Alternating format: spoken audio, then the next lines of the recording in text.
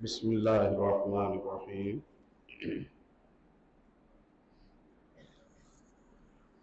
तरतीब के मुताबिक एक फ़िक़ही बहस आज की इस मजलिस में बनती है कि क्या मुसलमान औरत को चेहरा ढांपने का हुक्म है अजनबियों से, या चेहरे को छुपाने का हुक्म नहीं है। बाज़ उलमाए किराम का ये नज़रिया है कि मुसलमान औरत को गैर महरम से चेहरा छुपाना लाजिम नहीं है, ये बाज़ ने कहा है। और उन्होंने इस हवाले से कुछ दलाइल दिए हैं,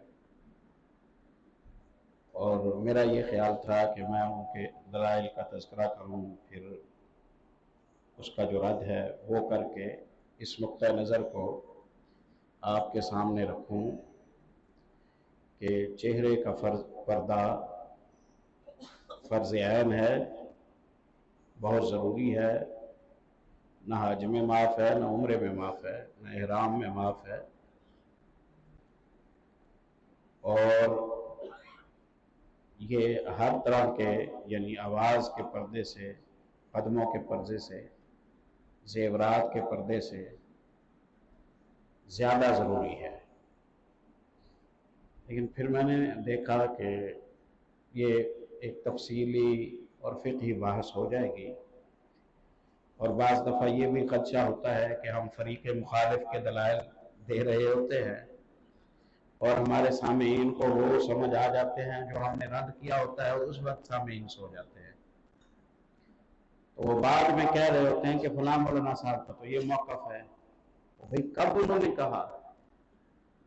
वो फलां तकरीर में कहा था, और फलां में तो उसने रद्द किया था। इसने गैरों के दलाइल सुने, जब रद्द करने की बारी आई तो ये बातों में मसरूफ हो गया, ये बाहर निकल गया, ये पानी पीने लग गया, ये गपशप में लग गया, पूरी बात समझ ना आई। तो इस डर की वजह से भी इस मज़मून को मैं यहीं रोकता हूँ। दो तीन इशारे आपको कल की मजलिस में मैंने दिए थे कि चेहरे का पर्दा लाजिम है। अबी दाऊद में है, उम्महातुल मोमिनीन हज के मौके पर करती थी, जब अजनबी लोगों का जमघटा आ जाता था तो उम्मुल मोमिनीन फरमाती हैं कि हम अपनी चादरें अपने चेहरों पर डाल लेती थी, चेहरे ढांप लेती थी। और जब अजनबी चले जाते और हम घर के अफराद रह जाते तो हम चेहरा खोल लेती थी हज के मौके पर। इसका माना है कि चेहरे के पर्दे का हुक्म आ गया था। फिर उम्मुल मोमिनीन आयशा रज़ी अल्लाह अन्हा ने जब वाक़या बयान किया, जो पीछे कल मैंने इशारा किया है, उसमें भी वो ये कहती हैं कि सफ़वान ने मुझे देखा, क्योंकि पर्दे का हुक्म नाज़िल होने से पहले उन्होंने देखा हुआ था, तो वो पहचान गए। उन्होंने इन्ना लिल्लाह पढ़ा, उनकी इन्ना लिल्लाह की आवाज़ से मैं जाग गई और मैंने चेहरा छुपा लिया। तो इससे भी ये पता चलता है कि जब सूरह अहज़ाब की आयतें उतरी ना पर्दे वाली, तो उनके बाद माँ जी और दीगर मोमिनात चेहरे छुपा लेती थी। तो ये अल्लाह का हुक्म इसी तरह आया था। अब्दुर्रहमान इब्न औफ रज़ी अल्लाह तआला अन्हु जब हिजरत करके मदीने आए तो वो अंसारियों में शादी करना चाहते थे। बातचीत चल रही थी, उन्होंने मशवरा किया रसूलुल्लाह सल्लल्लाहु अलैहि वसल्लम से। तो आपने फरमाया, मियाँ जिससे तुमने निकाह करना है उसे तुमने देखा है? कहा नहीं देखा। आपने फरमाया कि मुनासिब है कि तुम उसे एक नज़र देख लो, क्योंकि अंसारियों की आंखें छोटी होती हैं और बाद में ज़ौजैन को एक दूसरे पर एतराज़ होता है कि हमसे तो छुपा लिया गया था, हमें तो दिखाया नहीं गया था, हमारे साथ धोखा हो गया, देखा होता हमने तो हम हरगिज़ ना करते हैं। फिर बाद में ताने दें एक दूसरे को या एक दूसरे के लिए परेशानी का सबब हों। इसके लिए बेहतर यह है कि तुम देख लो, फ़इन्न फ़ी आयुनिल अंसारी शै, क्योंकि अंसारियों की आंखों में कुछ मसला होता है। वो मसला यही होता है कि आंखें बाज़ लोगों की छोटी होती हैं, बाज़ की बड़ी होती हैं। तो आंखें तो चेहरे पर हैं ना, आंखें तो चेहरे पर हैं, चेहरा खुला हुआ था, उसे देखने की इजाजत थी। تو عبد الرحمن ابن عوف کو اپنی مخطوبہ کو دیکھنے میں کون سی اضافی اجازت دی نبی صلی اللہ علیہ وسلم نے؟ جب کوئی نکاح کرنا چاہے تو ایک نظر دیکھنا جائز ہے، ایک نظر دیکھنا جائز ہے، یہ اس رشتے کو پائیدار کرنے کا ایک بڑا مبارک سبب ہے۔ دیکھنا کیا ہے؟ وہ چیز دیکھنی ہے جسے دیکھنا منع تھا، اس مجبوری کی وجہ سے دیکھنی ہے کہ شادی کرنی ہے۔ یہ مجبوری نہ ہوتی تو دیکھنے کی اجازت نہیں تھی۔ اب وہ منع والی بات ختم کی جا رہی ہے اس مجبوری کے پیش نظر کے ایک نظر دیکھ لو تاکہ فیصلہ کرنے میں تمہیں آسانی ہو۔ اور دکھایا کیا؟ فَإِنَّ فِي أَعْيُنِ الْأَنصَارِ شَيْءٍ، منہ دکھایا، ایسے ہی ہوا نا۔ تو اگر چہرے کا پردہ پہلے ہی نہیں تھا، چہرے کا پردہ پہلے ہی نہیں تھا تو پہلے سے ہی پتا تھا عبد الرحمن ابن عوف کو کہ آنکھیں چھوٹی ہیں یا بڑی ہیں، پھر عبد الرحمن ابن عوف کو مزید دیکھنے کا حکم دینے کا کوئی معنی نہیں بنتا۔ یہ انشاءاللہ کھلی ڈلی دلیل ہے، انشاءاللہ تو یہ بتاتی ہے کہ اجنبیات کے چہرے دیکھنا جائز نہیں ہے، اجنبیات کے چہرے دیکھنا جائز نہیں ہے۔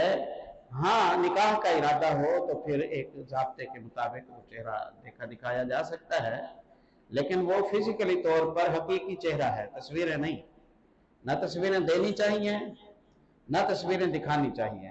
دینے میں یہ نقصان ہے محفوظ ہو جاتی ہیں، پتہ نہیں آگے رشتہ ہو نہ ہو، اور تصویر دکھانے میں یہ نقصان ہے کہ تصویروں میں بہت سارے کھیل کھیلے جا سکتے ہیں، حقیقت سے آگاہی نہیں ہوتی جس کی وجہ سے دھوکے کا اندیشہ ہے۔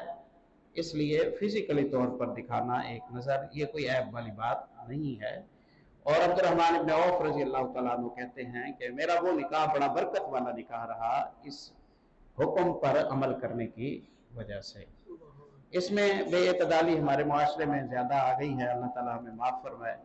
مغرب زدہ مریض وہ کہتے ہیں کہ بھئی پہلے دیکھ بھال لو، مزاج سمجھ لو، چائے شاہ پی لو، کافی پیو، آئس کریم کھاؤ، تاکہ تمہیں ایک دوسرے کے بارے میں پورا تعارف ہو جائے، راضی جاؤ تو پھر چھوڑ دینا۔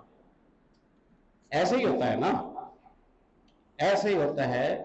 جو اس طرح کی اوپننگ دے دیتے ہیں ان کی شادیوں کے بعد سے ہی لڑائیاں شروع ہو جاتی ہیں، الا ماشاءاللہ، شادیوں کے بعد سے ہی ان کی جو کشش والی بات ہے وہ بس شادی سے پہلے پہلے ہوتی ہے، اس کے بعد پھر ختم، پھر لڑائیاں اور تانے اور جھگڑے اور مینے اور یہ مصیبتیں ہوتی ہیں۔ یہ دراصل یہ سزا ہوتی ہے اس بے دینی اور بے حیائی کی جس کی ہم گھروں میں ترقی کے نام سے اجازت دیتے ہیں، اپنے احساس کمتری کی وجہ سے اور غیر قوموں سے مرعوبیت کی وجہ سے۔ دوسری طرف انتہائی زیادہ غیرت ہے، وہ کہتا ہے خبردار چہرہ دکھانے والی بات ہو، یہ سوال ہی پیدا نہیں ہوتا۔ بھئی تیری غیرت اس سے زیادہ ہے جس نے تجھے بنایا ہے، تیری خودداری اس سے زیادہ ہے، اللہ سے ڈر۔ پیارے نبی صلی اللہ علیہ وسلم کے پاس آج میں ذکر کروں گا، آپ صلی اللہ علیہ وسلم جب خیبر سے واپس آ رہے تھے، دہیہ بن خلیفہ کلبی رضی اللہ تعالیٰ عنہ آئے، اللہ کے نبی ایک باندی تو مجھے دیں، تقسیم ہوگی، حصے بنیں گے، میرے حصے میں آنی ہے، آپ مجھے ایک باندی پہلے دے دیں۔ آپ صلی اللہ علیہ وسلم نے فرمایا دہیہ ٹھیک ہے، آپ جائیے جہاں باندیاں ہیں وہاں سے ایک باندی کا انتخاب کر کے آپ لے لیجیے۔ دہیہ بن خلیفہ گئے، ایک باندی لے لی۔ یہ باندی دراصل یہودیوں کے سردار کی بیٹی تھی، ام المومنین صفیہ بنت ہویی رضی اللہ تعالیٰ عنہ دہیہ لے آئے، ان کے سربراہ کی بیٹی۔ پیارے نبی صلی اللہ علیہ وسلم کے پاس ایک بندہ آیا اور اس نے آ کے مشورہ دیا، اللہ کے نبی ہم آپ میں یہ بات دیکھتے ہیں کہ آپ لوگوں کے درجے کا لحاظ کرتے ہیں، اور آپ اگر دشمن کے سربراہ کی کوئی بیٹی بہن بیوہ اس کی ہاتھ لگے تو آپ عموماً اسے اپنے حصے میں لیتے ہیں تاکہ درجے کا خیال رکھا جا سکے، اس میں بے پناہ حکمتیں ہیں، میرے پاس ٹائم نہیں ہے کہ میں ان حکمتوں کی طرف جاؤں۔ تو میرا مشورہ یہ ہے کہ صفیہ بنت حیی وہ آپ کے حصے میں آنا زیادہ بہتر ہے دہیہ بن خلیفہ کے مقابلے میں۔ وہ دشمن کے بڑے بندے کی بیٹی ہے تو مسلمانوں کے سب سے معزز بندے کے حصے میں ہونی چاہیے۔ یہ دانائی کا مشورہ تھا۔ آپ نے فرمایا ہاں ٹھیک کہتے ہو، اور یہی خیال رکھتے تھے آپ صلی اللہ علیہ وسلم۔ بنو مستلق کے سردار کی بیٹی سے آپ نے نکاح کیا، ام المومنین جویریہ رضی اللہ تعالیٰ عنہ سے۔ آپ نے فرمایا بلواؤ، دہیہ سے کہو کہ وہ صفیہ کے ساتھ آئے۔ دہیہ صفیہ کو لے کے آ گئے۔ بخاری میں حدیث آتی ہے آپ نے صفیہ کو ایک نظر دیکھا۔ بخاری میں حدیث آتی ہے آپ نے صفیہ رضی اللہ تعالیٰ عنہ کو ایک نظر دیکھا، نگاہ جھکا لیا آپ صلی اللہ علیہ وسلم نے، اور آپ نے دہیہ سے کہا کہ دہیہ باندیوں میں سے اس کے بدلے اور لے لو، باندیوں میں سے اس کے بدلے اور لے لو اور اسے چھوڑ دو۔ تو انہوں نے چھوڑ دیا۔ یہاں ملحدین نے سوالات کیے کہ محمد صلی اللہ علیہ وسلم پسند کر رہے تھے۔ بھئی جب شادی کرنی ہے تو پسند کرنا تو حق بنتا ہے، یہ تو ہر مسلمان کا حق ہے نا۔ یہ کوئی ایسا حق نہیں ہے کہ جو صرف رسول اللہ نے استعمال کیا ہو اور کسی اور کو نہ دیا ہو۔ ایک نگاہ ڈالنا تاکہ فیصلہ کیا جا سکے کہ ہم اسے نکاح میں لے آئیں یا نہ لے آئیں۔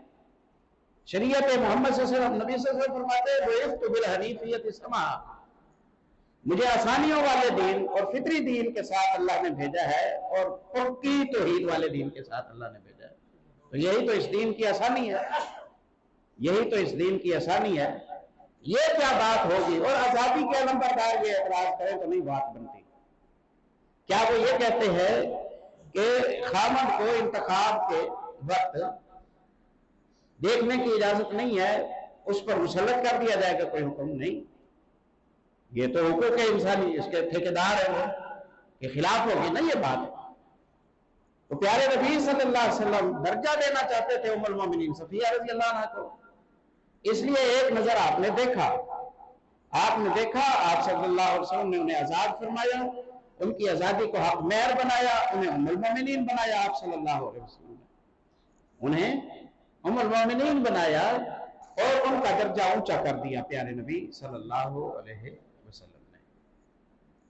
این اسی طرح جب یہ آیت نازل ہوئی نا، غالباً سورہ احزاب کی ہے، کہ نبی کو اجازت دی جاتی ہے کہ وہ مومنات میں سے کوئی عورت یہ خواہش کرے کہ وہ نبی صلی اللہ علیہ وسلم سے نکاح میں وابستہ ہو جائے، یعنی ام المومنین بننا چاہے، اور نبی بھی چاہے کہ گھر بسا لے، تو ہمیں کوئی اعتراض نہیں ہے۔ خالصۃ لک من دون المومنین، بس یہ اجازت آپ کو ہے، باقی کسی کو اجازت نہیں ہے۔ کوئی مومنہ اگر یہ دلچسپی رکھتی ہو کہ وہ آپ کی بیوی بنے اور آپ بھی چاہیں کہ ٹھیک ہے آپ منظور کر لیں، تو آپ کو اجازت ہے۔ یہ آیت اتری تو 2-3 خواتین مختلف وقتوں میں پیارے نبی صلی اللہ علیہ وسلم کی خدمت میں حاضر ہوئی، اور انہوں نے یہ خواہش ظاہر کی کہ ہماری تمنا ہے کہ ہم آپ کے عقد میں، آپ کے نکاح میں آ جائیں۔ خولہ بنت حکیم آئیں، بخاری کتاب النکاح میں آتا ہے، رسول اللہ صلی اللہ علیہ وسلم ساتھیوں کے درمیان موجود ہیں، خولہ آئیں اور انہوں نے آ کے کہا انی قد وہبت نفسی لکا، اللہ کے نبی میری یہ خواہش ہے کہ مجھے آپ اپنی زوجہ بنا لیں۔ پیارے نبی صلی اللہ علیہ وسلم نے ایک نظر دیکھا، یہ بخاری میں آتا ہے، آپ صلی اللہ علیہ وسلم نے ایک نظر دیکھا، سر جھکا لیا آپ صلی اللہ علیہ وسلم نے، اور آپ خاموش بیٹھے رہے۔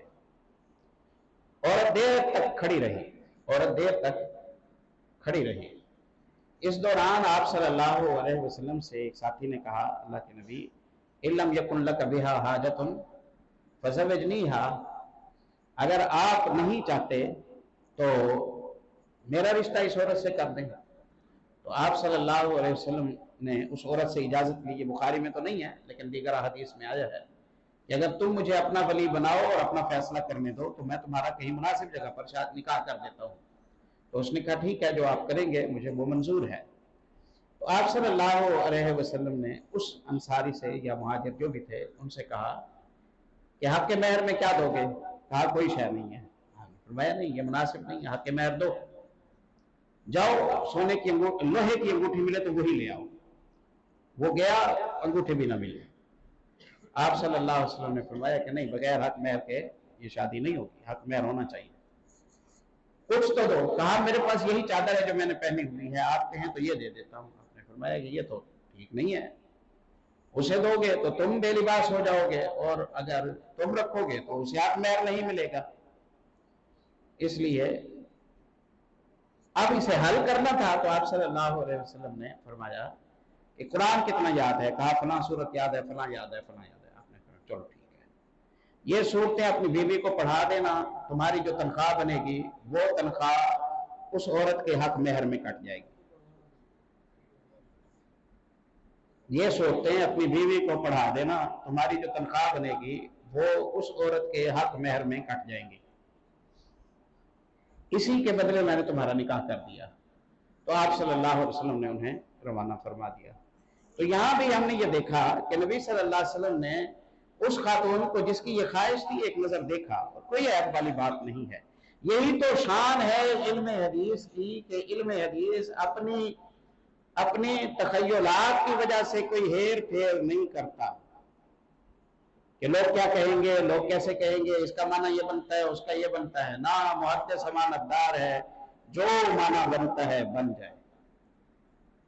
لوگوں نے جو کہنا ہے کہیں, ملحد نے کوئی اعتراض کرنا ہے کرے. جو بات جیسے ہے علم حدیث ویسے کا ویسے ہی بیان کرتا ہے.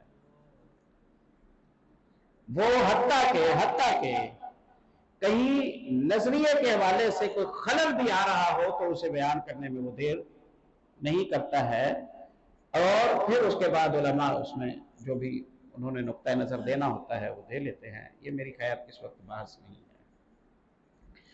تو خلاصہ کلام یہ ہے کہ چہرے کو ڈھانپنا یہ زیادہ ضروری ہے, چہرے کو ڈھانپنا زیادہ ضروری ہے. اگلا حصہ ہے ہماری گفتگو کا, اور بہت سارے احکام ہیں ان میں.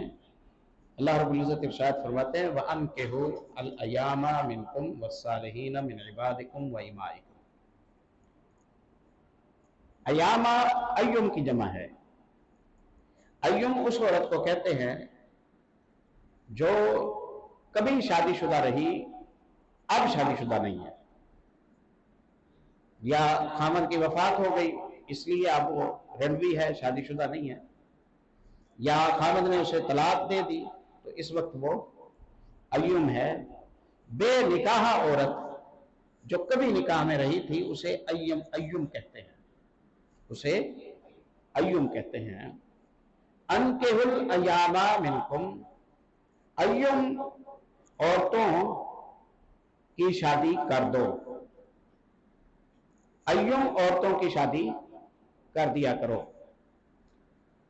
میرے ساتھ ذرا اس آیت کے خطاب پر توجہ کریں. یہ خطاب کس سے ہے؟ جس کی شادی ہونی ہے اس سے ہے, جس نے شادی کرنی ہے اس سے یہ خطاب ہے, یا اس کے سرپرست سے, ولی سے خطاب ہے؟ شادیاں کرا دو ایوم کی, ایوم کی شادیاں کراؤ. خطاب کس سے ہے؟ جو عورت کا ولی ہے. شادی کس کی ہونی ہے؟ عورت کی. اور کہا کسے جا رہا ہے؟ عورت کے باپ کو, عورت کے بھائی کو, عورت کے چچا کو. اور یہ عورت کون ہے؟ کماری ہے؟ نہیں. یہ کون عورت ہے؟ یہ کبھی شادی شدہ رہ چکی ہے, اسے سید کہتے ہیں. گویا اگر کسی کو اپنا نکاح خود کرنے کی, کسی عورت کو اپنا نکاح خود کرنے کی اجازت ہوتی تو ایوم کو ضرور ہونی چاہیے تھی. اگر کسی عورت کو اپنا نکاح خود کرنے کی اجازت ہوتی تو ایوم کو ضرور ہوتی. کیوں؟ بخاری کتاب النکاح میں حدیث آتی ہے, نبی صلی اللہ علیہ وسلم فرماتے ہیں الثیب احق بنفسها من ولیها والبکر تستأذن یتستأمر. جو سیب ہے, یہ جو ایوم کی میں نے وضاحت کیا اسے سیب کہتے ہیں. کبھی شادی شدہ رہ چکی تھی, اب دوسری شادی اس کی ہونی ہے, اس کا فیصلہ کرنے کا حق سیب خود رکھتی ہے. ولی اس پر زبردستی نہیں کر سکتا, ولی اس پر زبردستی نہیں کر سکتا، اور کماری سے پوچھا جائے گا، کماری سے پوچھا جائے گا۔ ام المومنین کہتی ہیں جب میں نے یہ سنا نبی صلی اللہ علیہ وسلم سے، میں نے کہا بچی ہے اسے کیسے پوچھا جائے، یہ شرم و حیا سے تعلق رکھنے والی بات ہے، وہ کیسے اجازت دے گی، اس کے لیے بھاری ہوگا۔ آپ نے فرمایا کماری کی خاموشی اس کی رضامندی سمجھی جائے گی، کماری کی خاموشی اس کی رضامندی سمجھی جائے گی۔ اور جو سیب ہے، سیب اپنا فیصلہ لینے کی مجاز ہے، سیب اپنا فیصلہ لینے کی مجاز ہے، تو کیا اپنا فیصلہ خود کر کے اپنے نکاح بھی خود کر سکتی ہے؟ نہیں، ڈیل خود کر سکتی ہے، مشورہ خود کر سکتی ہے، مخاطب خود کر سکتی ہے، ہاں نہ خود کر سکتی ہے، فیصلہ اس کا بھی ولی ہی کرے گا۔ گویا ولی کی عورت پابند ہے اور عورت کا ولی پابند ہے، یہ دونوں فریق جہاں راضی ہوں گے وہاں شادی ہوگی، ولی راضی نہیں تو شادی نہیں ہو سکتی، عورت راضی نہیں تو ولی زبردستی نہیں کر سکتا۔ جس فرد پر ان دونوں میں سے کوئی ایک فریق راضی نہیں ہے اسے چھوڑ دیا جائے گا، ایسا رشتہ دیکھا جائے گا جس پر دونوں راضی ہیں، اور آخری فیصلہ ولی کا ہے، آخری فیصلہ ولی کا ہے۔ یہ بات آپ کو سمجھ آ گئی۔ ہمارے پیارے بھائی کہتے ہیں کہ نہیں، ولی کے بغیر بھی ہو جاتا ہے، کچھ نہ کچھ اس میں سلسلے ہیں، اس وقت بات طول دینے کی ضرورت نہیں ہے۔ ہم کہتے ہیں اچھا دلیل، وہ کہتے ہیں جو تم حدیث لاتے ہو نا، ترمذی میں ہے لا نکاح الا بولی، نکاح ولی کی اجازت کے بغیر نہیں ہوتا، وہ باطل ہے، وہ حدیث ضعیف ہے، نکاح ولی کی اجازت کے بغیر نہیں ہوتا، وہ حدیث ضعیف ہے۔ ہم عرض کرتے ہیں کہ وہ حدیث صحیح ہے۔ امام ترمذی رحمۃ اللہ علیہ کی عادت ہے جب وہ حدیث بیان کرتے ہیں نا، اس کے بہت سارے طرق جمع کر دیتے ہیں، بہت ساری، اور میں نے نمبرنگ کی ہے جامع ترمذی میں لا نکاح الا بولی کی 22 سندیں دی ہیں امام ترمذی رحمۃ اللہ علیہ نے، 22 سندیں دی ہیں کہ یہ لفظ 22 راستوں سے یہی ثابت کرتا ہے کہ محمد صلی اللہ علیہ وسلم کی زبان سے نکلا ہے کہ ولی کی اجازت کے بغیر عورت کی نکاح نہیں ہوتا، ولی کی اجازت کے بغیر عورت کا نکاح نہیں ہوتا۔ یہ الگ بات ہے کہ ولی ہو ہی نہ، عورت مسلمان ہو گئی ہے، باپ اس کا غیر مسلم ہے، تو اس کا ولی تو امیر المومنین ہوگا۔ ولی فاسق ہے، فاجر ہے، شرابی ہے، فیصلہ صحیح کرنے والا نہیں ہے، بے نماز ہے، مشرک ہے، عورت کو دین کی سمجھ ہے، تو یہ ولی اہل نہیں ہے۔ والد میں یہ عیب ہے تو بیٹا فیصلہ کرے گا، بیٹے میں بھی یہی عیب ہے تو عورت حکومت کو درخواست دے گی کہ میرا ولی یہ قابل اعتبار نہیں ہے، میرے بارے میں اچھا فیصلہ نہیں کرے گا، مجھے اس پر اعتماد نہیں ہے، تو عدالت اس کے دبیار میں سے دادے کو، پردادے کو، چچا کو، تایا کو، چھوٹے بھائی کو، بڑے بھائی کو کسی کو ولی بنا دے گی کہ وہ ولی، اس کی ولایت ٹھیک نہیں ہے، یہ ولی ہے تمہارا۔ خولہ بنت حکیم کی حدیث اس میں دلیل ہے کہ خولہ بنت حکیم نے اپنی ولایت محمد رسول اللہ صلی اللہ علیہ وسلم کے درخواست سے تبدیل کی تھی۔ یہ تو ایک مجبوری کی صورت ہے، یہ تو ایک مجبوری کی صورت ہے، ورنہ اگر جامع ترمذی والی حدیث لا نکاح الا بولی، ولی کی اجازت کے بغیر نکاح ہوتا ہی نہیں ہے، یہ ضعیف ہوتی بھی تو قرآن کی یہ آیت، اس آیت میں اللہ نے بات ہی ولی سے کی ہے، جس کی شادی ہونی ہے اس سے بات نہیں کی، اس عورت میں، اس آیت میں اللہ نے بات ہی ولی سے کی ہے۔ ولیو ایوم کا نکاح کر دیا کرو، گھر میں نہ بٹھائے رکھا کرو، کہ اب موت تک انتظار کرو اور لوگوں کے چندے پر پلتی رہو۔ قصور کیا ہوا؟ خامد کی وفات ہو گئی ہے، اب 20 سال زندگی ہے، 30 سال زندگی ہے، انتظار کرو، وہ 500 بھیجے گا، وہ 1000 بھیجے گا، وہ گھی کا پیکٹ بھیجے گا، اور اس طرح یہ بھکاری بن کے ساری زندگی گزار دے گی۔ ذلیل نہ کرو اس کو، अपने घर बसाते हो और उसकी शादी करने के हवाले से तुम्हें तरद्दुद है। अल्लाह से डरो, अल्लाह ने अमानत दी है, इस अमानत को आगे पहुंचाओ ताकि ये इज्जत की जिंदगी गुजार सके। ये माना है। जिसकी शादी होनी है उससे बात नहीं है, वली से बात है, क्योंकि साहिब इख्तियार वली है। बात आपको समझ आई है जी? तो वली की इजाजत के बगैर निकाह नहीं है और ब्याह नहीं। इसी तरह सूरह बकरा के हवाले से हम पीछे बहुत अरसा पहले पढ़ाए हैं। माकल इब्न यसार रज़ी अल्लाह तआला अन्हु कहते हैं, मेरी एक बहन, उसकी मैंने शादी कर दी, मैं वली हूं, शादी हो गई। अल्लाह का करना, मेरे बहनोई ने मेरी बहन को एक तलाक दे दी। मेरे बहनोई ने मेरी बहन को एक तलाक दे दी और दोबारा ना तलाक दी और ना बसाया, ना रुजू किया। इद्दत गुजर गई, मैं बहन को अपने घर ले आया, वो उसकी बीवी ना रही, ये उसका कामद ना रहा। वक्त गुजरता रहा, वक्त गुजरता रहा। अल्लाह का करना, मेरी बहन का आगे अभी रिश्ता नहीं हुआ था कि वो मेरा पुराना बहनोई है जो, उसने दोबारा निकाह का पैगाम भेजा कि मैं अपनी मुतल्लका से दोबारा शादी करना चाहता हूं, मुझे ये रिश्ता तो दे दो। मुझे बड़ा गुस्सा आया। मैंने कहा कि पहले तुझे इतनी इज्जत दी थी, तूने हमारे साथ वफा नहीं की, अब तो घर बैठी रहे, हम तुम्हें ये रिश्ता नहीं देंगे। मैं अड़ गया। मैंने घर वालों के जरिए अपनी बहन से मशवरा कराया तो मुझे अंदाजा लगा कि मेरी बहन भी यही चाहती है कि भाई के दरवाजे पर बैठने से बेहतर है कि अपने घर जा बैठो। बहन की भी ये ख्वाहिश है कि चलो बस जाए घर। अब सारी जिंदगी इंतकाम का जज्बा पालना, गुस्सा रखना, ये कोई मुनासिब नहीं है।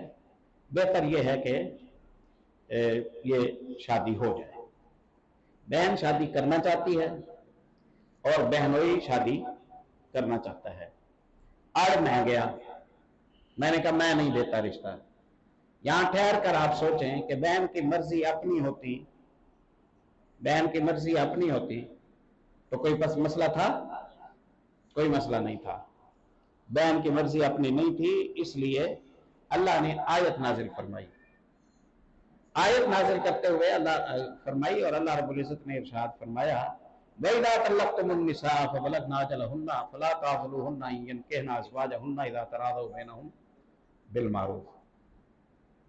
माकल जिद छोड़ दो, माकल जिद छोड़ दो। मियाँ बीवी राजी, वली राजी नहीं है। अल्लाह ने ना माकल की बहन से बात की, ना माकल के बहनोई से बात की। अल्लाह ने बात किससे की? माकल से की। जिसके पास ये कुंजी थी उससे बात की गई, जिसके पास ये अख्तियार था उससे बात की अल्लाह रब्बुल इज्जत ने। गोया औरत अपना निकाह करने की मजाज नहीं है। और गालिबन मुस्लिम में आता है, अय्युमा इमरातिन नकाहत बिगैर इज़्नि वलियहा फनिकाहुहा बातिलुन बातिलुन बातिलुन। जो औरत अपने वली की इजाजत के बगैर अपनी शादी खुद कर लेती है उसका निकाह बातिल है, बातिल है, बातिल है। नबी सल्लल्लाहु अलैहि वसल्लम ने ये इरशाद फरमाया। माकल इब्न यसार कहते हैं, ये आयत नाजिल हुई और उसमें कहा गया फला ताज़लूहुन्ना यनकिहना अज़वाजहुन्ना, रजी तलाक पर ही इद्दत गुजार दी है तुम्हारे बहनोई ने, और अब वो नेक नियति के साथ घर बसाना चाहता है। अगर बदनीयती की बू ना आए कि बंदा बदला लेना चाहता है कि चलो जो कसर रह गई आप पूरी करूंगा, बदनीयती की बू ना आए, दोनों फरीकों की नेक नियति महसूस हो, तो फला ताज़लूहुन्ना, वलियो तुम रुकावट ना बनो, वलियो तुम रुकावट ना बनो। तो वली रुकावट बन सकता है, इसीलिए कहा ना कि ना बनो। वली की हैसियत ही कोई नहीं थी, वली की हैसियत ही कोई नहीं थी, तो वली को कहना ना कहना बराबर होता। لا ताबुलूहुन्ना, वलियो तुम रुकावट न बनो, अय्यन कहना अज़वाजहुन्ना, कि ये औरतें अपने पुराने खावन से निकाह कर लें। इज़ा तरादौ बैनहुम बिल मारूफ, अगर नेक नियति से राजी खुशी वो निकाह करना चाहते हैं तो इजाजत दे दो। अल्लाह ने आयत उतारी, माकल राजी हो गए, माकल ने हाँ की और माकल की बहन की अपने पुराने खावन के साथ शादी हो गई। मसला क्या समझ आया? मसला ये समझ आया कि औरत का निकाह वली की इजाजत के बगैर नहीं होता। वली नाअहल हो, वली हो ही ना, वली काफिर हो, वली मुर्तद हो गया हो, वली नशाई हो, वली काबिल एतबार ना हो, वगैरह वगैरह, तो इस सूरत में वली तब्दील की जाती है एक कानूनी ज़ाब्ते के तहत। अब इस बहाने से सैकड़ों बच्चियों की इज्जतों को तार तार करने का फतवा दे देना, रास्ता खोल देना, झूठे मुफ्तियों का अदालतों में बैठना, झूठे गवाहों का बैठना अदालतों में, ये इंतहाई शर्मिंदा कुन सूरत है जिससे हम दो चार हैं।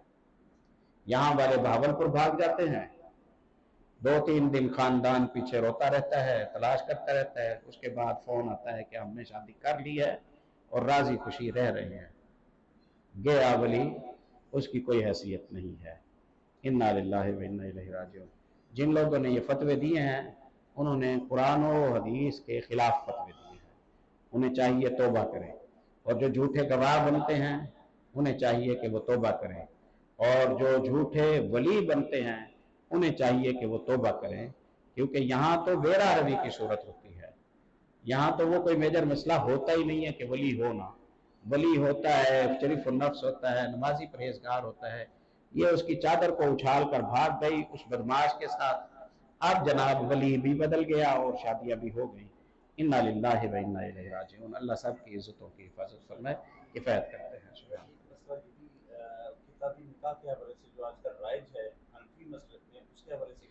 किताबी निकाह कैसे?